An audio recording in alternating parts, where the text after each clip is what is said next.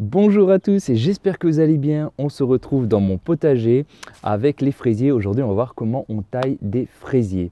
C'est la fin de l'hiver, quasiment, on est fin février, puis on va pouvoir commencer à tailler tout simplement nos fraisiers. Qu'est-ce qu'on va faire? Quelque chose de très simple. On va juste enlever un petit peu les feuilles.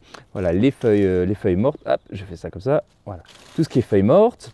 On va laisser les quelques jeunes pousses qui sont venus. Bien sûr, alors si vous avez un arrosage à goutte, enlevez d'abord l'arrosage pour éviter de cisailler dedans. Et voilà, on se retrouve. Alors qu'est-ce que vous avez besoin? Vous avez besoin d'un sécateur, tout simplement. Les feuilles, je les mets dans un seau. Et puis ensuite, je ne les mettrai pas au compost parce que comme c'est des feuilles qui ont été certainement contaminées par des champignons, c'est pas recommandé, on va dire, de les mettre au potager. Voilà, alors je fais une petite vidéo comme ça, tranquillement, sans musique, en accéléré certainement, pour vous montrer l'avancement des travaux. Alors ce que je vais faire, je vais la mettre un petit peu devant la caméra. Tac, voilà. Voilà, si ça va bien tenir comme ça. Et je vais vous montrer un peu de près comment on fait. Alors je mets des gants, il fait un peu frais ce matin. Allez, c'est parti. Voilà, donc on enlève bien les feuilles. Je prends le sécateur, je le mets dans mon petit seau qui est ici. Tiens, je vais le mettre d'ailleurs ici. Voilà, vous enlevez bien les feuilles mortes. On nettoie tranquillement son fraisier à chaque côté. Et je vais vous montrer après de près ce que ça donne. Je vais en faire juste deux. Hop.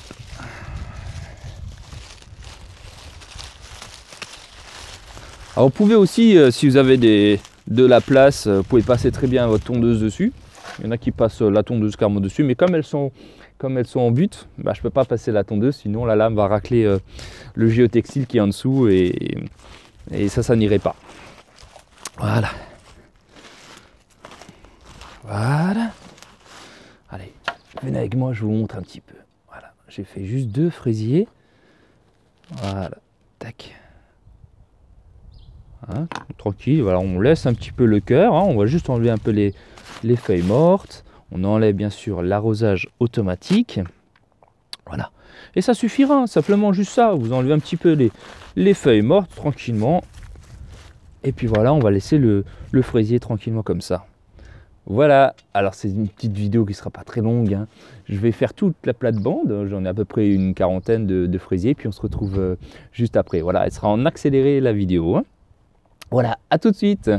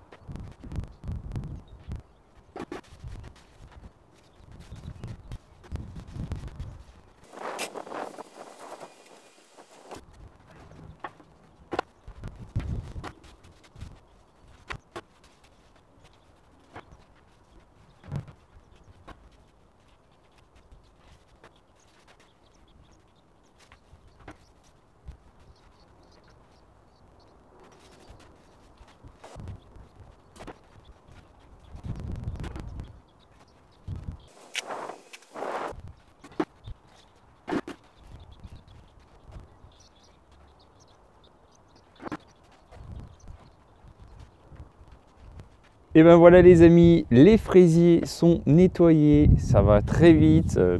Alors pour la petite histoire du fraisier, moi, enfin du moins chez moi dans mon potager, donc c'est des fraisiers non remontants, c'est-à-dire qu'ils vont donner une grosse production au printemps et il n'y aura plus rien durant l'été et l'automne.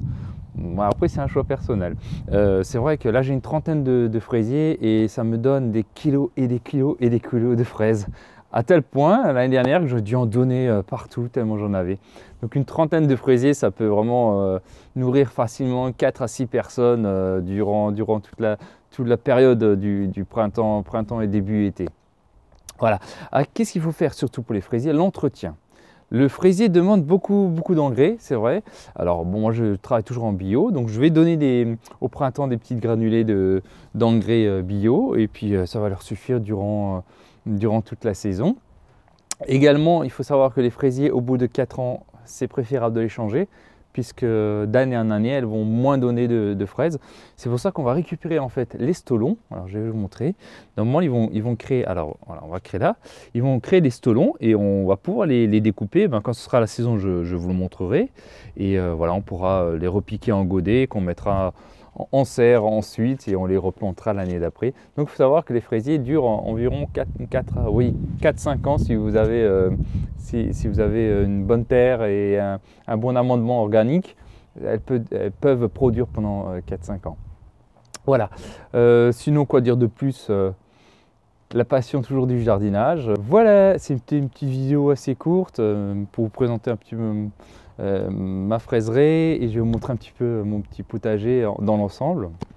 Qu'est-ce que j'ai dans mon jardin et toutes les vidéos que je vais pouvoir vous présenter au fur et à mesure de la saison. Voilà, je passe derrière l'écran et je vais vous montrer un petit peu mon potager. Je suis derrière la caméra, donc voilà un petit peu mon potager. Alors là, je vais installer une serre d'ici quelques jours. Là, c'est la fraisier que vous avez vue. Voilà. Alors j'avais fait une tour à fraises.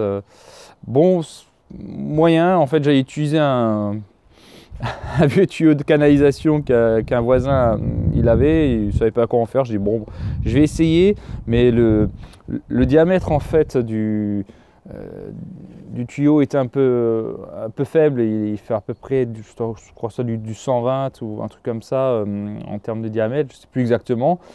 Si vous faites une tour à fraises, je vous conseille de doubler voire tripler le diamètre du tuyau parce qu'en été avec la chaleur c'est vraiment très difficile de maintenir les fraises en forme, on va dire.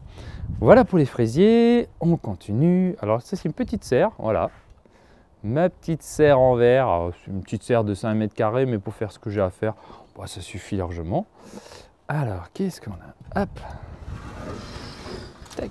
Et voilà mes petites salades. Et voilà les salades d'hiver qui sont excellentes, excellentes, excellentes, excellentes. Avec un peu de, voilà, un peu de mâche. Voilà, c'est mes petites salades. Tac. Et puis là, bien sûr, je prépare. Voilà, ici je prépare mes salades. C'est mes futures salades que j'ai semées il y a à peu près 2 semaines. Donc c'est les salades de printemps. Durant la saison estivale, on va dire, je vais mettre soit des tomates, puisque là j'ai déjà les piquets de tomates, ou alors je mettrai tout simplement des melons, je pense. Et puis voilà, pour la petite serre. On se retrouve derrière la serre. J'ai encore mon tas de compost.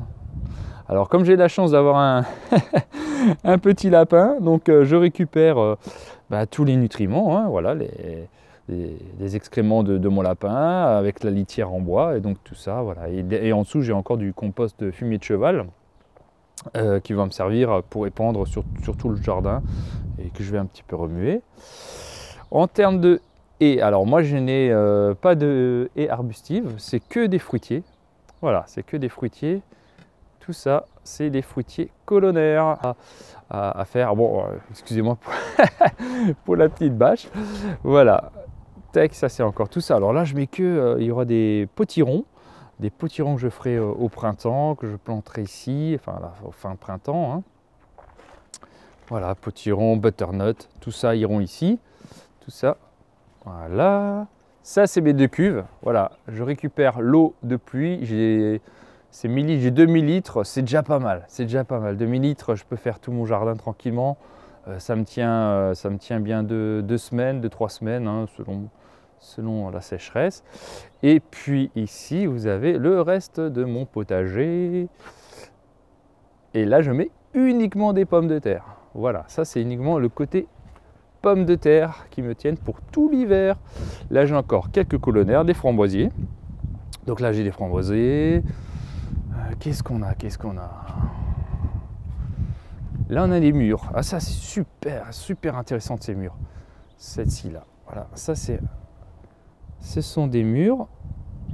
Et en fait, ça grandit pas plus. Il n'y a pas d'épines, hein, donc déjà, c'est des mûres sans épines. Et c'est vraiment génial. Elles ne poussent pas beaucoup. Elles font, en termes de branchage, je dois faire 2 mètres, hein, tout cassé. Et voilà, et je vous expliquerai un petit peu comment on les taille, mais c'est vraiment génial, ça produit beaucoup. Encore un poirier, oui, un poirier colonnaire et des pommiers. Voilà, des pommiers qui s'en suivent, encore une fois 4. Voilà pour mon petit potager. Bah, c'est là que je vais un petit peu vous présenter toutes mes cultures de printemps et d'été, bien sûr. Voilà, la vidéo se termine. J'espère qu'elle vous a plu. Si ça vous a plu, mettez-moi un petit like, abonnez-vous à ma page et on se retrouve très prochainement pour des nouvelles aventures du jardinage, du jardin au potager et à l'assiette, bien sûr. Je vous fais de gros bisous, prenez soin de vous et à très vite. Ciao!